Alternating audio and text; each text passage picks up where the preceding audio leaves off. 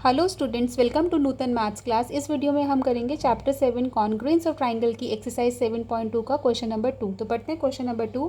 You want to show that triangle A R T congruent to triangle P E N. हमें show करना है कि triangle A R T जो है वो कॉन्ग्रुएंट है ट्राइंगल पी ई एन। ए part देखते हैं। If you have to use SSS criteria then you need to show AR equal to RT equal to AT equal to। बहुत ही easy है ये question. हमें क्या करना है कि हमें SSS क्राइटेरिया, हमें पता है SSS क्राइटेरिया क्या होता है। जब दो ट्राइंगल्स होते हैं और पहले ट्राइंगल की जो साइड्स होती हैं वो इक्वल होती हैं corresponding sides of other triangle, तो हमारा SSS क्राइटेरिया लगता है। ठीक है, तो यहाँ पे हमें यही बताना है कि जो साइड्स हैं वो एक ट्राइंगल की जो साइड है वो दूसरे ट्राइंगल की कौन सी साइड से इक्वल है। ठीक है, तो इसको स्टार्ट करते हैं करना। देखो, ट्राइंगल ART है और ट्राइंगल PEN है। ट्राइंगल ART हमने बनाया है और ट्राइंगल PEN। तो जो कॉरस्पॉन्डिंग साइड्स होंगी ART ट्राइंगल की वो इक्वल होंगी sides of PEN, corresponding sides of PEN। ठीक है, मीन्स जिस पोजीशन पे ये ART की साइड लाई करेगी उसी पोजीशन पे PEN की साइड लाई करेगी। तो फर्स्ट पार्ट है हमारा, हमें बताना है जो साइड AR है वो किसके इक्वल है। ठीक है, तो हम यहाँ से इसकी पोजीशन से ART में AR जहाँ पे लाई कर रहा है उसी पोजीशन में हम देखेंगे, उसी पोजीशन में PEN में कौन सी साइड लाई कर रही है। तो देखो, AR जो है वो पहली पोजीशन पे है यहाँ। ठीक है, अब PEN में PE जो है वो फर्स्ट पोजीशन पे है, तो AR इक्वल टू हो जाएगा PE। ओके, तो यहाँ पे भी हम मार्क कर देते हैं AR, ट्राइंगल ART की साइड AR इक्वल टू हो जाएगी PE साइड की ऑफ ट्राइंगल PEN। ओके, बहुत ही ईजी था। सेकेंड पार्ट देखते हैं। सेकेंड पार्ट है RT इक्वल टू कौन सी साइड की होगा। तो यहाँ पे देखो, RT जो है वो सेकेंड उस पर लाई कर रहा है, सेकेंड पोजीशन पे RT, और यहाँ पे सेकेंड पोजीशन पे लाई कर रहा है EN, तो RT इक्वल टू EN हो जाएगा। हम यहाँ मार्क कर लेते हैं ट्राइंगल में RT इक्वल टू EN, तो RT इक्वल टू EN लिख लेते हैं। थर्ड है, third side is AT equal to, देखो A पहले है और T लास्ट में है, तो AT इक्वल टू, यहाँ P पहले है और लास्ट में N है, तो AT इक्वल टू PN हो जाएगा। AT इक्वल टू PN, तो लिख लेते हैं इसे AT इक्वल टू PN। ठीक है, तो हमने दोनों ट्राइंगल्स की कॉरस्पॉन्डिंग जो साइड्स हैं वो लिख ली हैं। तो हम कह सकते हैं a triangle ART is congruent to triangle PEN by SSS criteria. Okay, तो इस तरीके से हमने क्वेश्चन पार्ट A सॉल्व किया है। नेक्स्ट करते हैं पार्ट B पार्ट है, it is given that angle T is equal to angle N and you are to use SAS criteria, you need to have RT equal to and PN equal to. ये भी बहुत easy है। इसमें क्या दिया है question में कि ये हम बना लेते हैं ART ट्राइंगल और दूसरा ट्राइंगल हो गया ट्राइंगल PEN।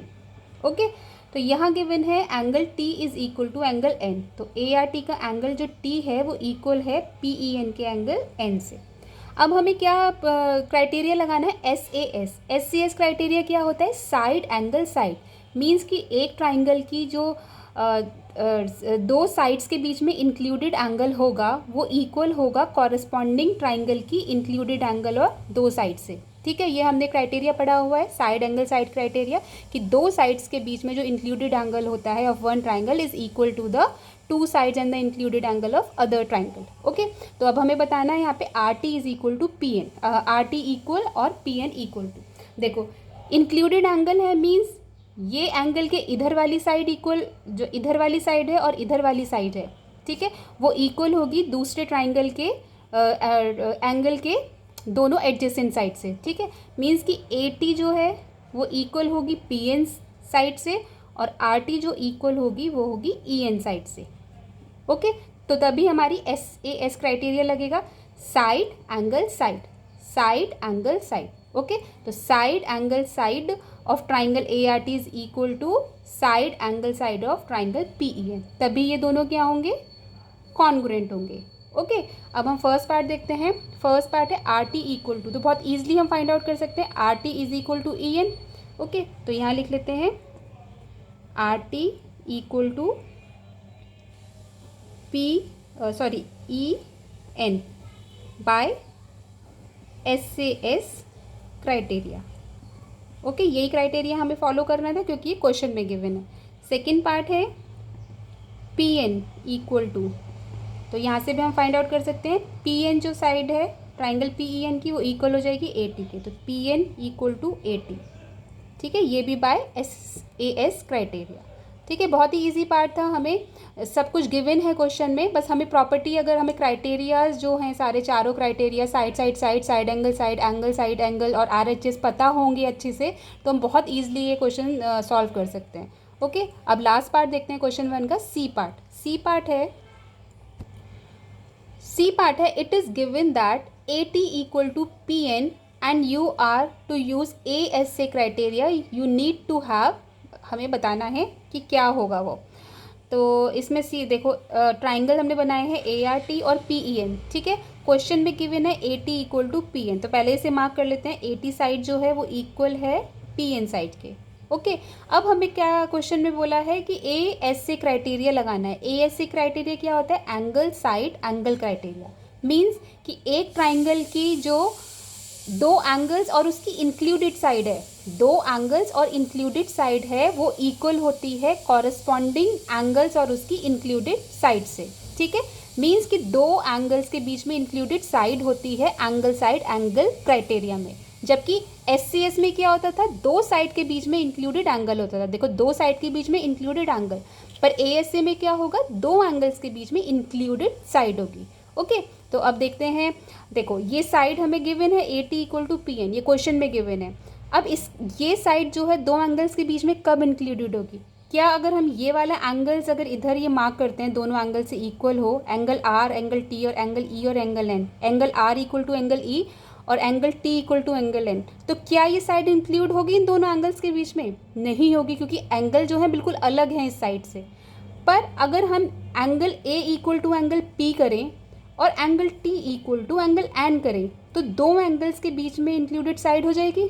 ठीक है, तो तब हमारी ए एस से क्राइटेरिया बहुत ईजिली इसमें फॉलो हो जाएगा। तो angle A equal to angle P, okay, और angle T equal to angle N. अब देखो, दो एंगल्स के बीच में इंक्लूडेड साइड, दो एंगल्स के बीच में इंक्लूडेड साइड, तो यहाँ हम लगा सकते हैं एंगल साइड एंगल।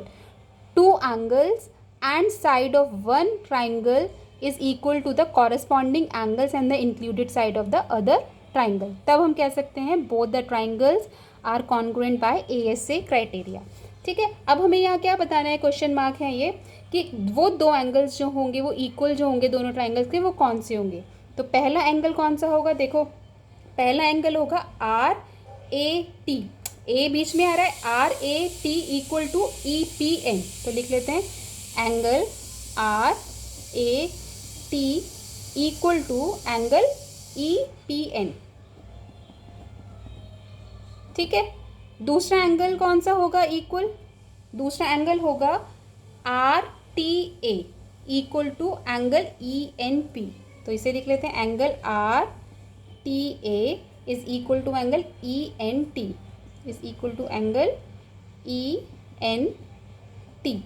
ठीक है, हमें पूरा एंगल लिखना पड़ता है, पर जो ये बीच वाला होता है ये चीज़ एंगल होती है। Angle A equal to angle P, देखो angle A equal to angle P, angle T equal to angle N, angle T equal to angle N.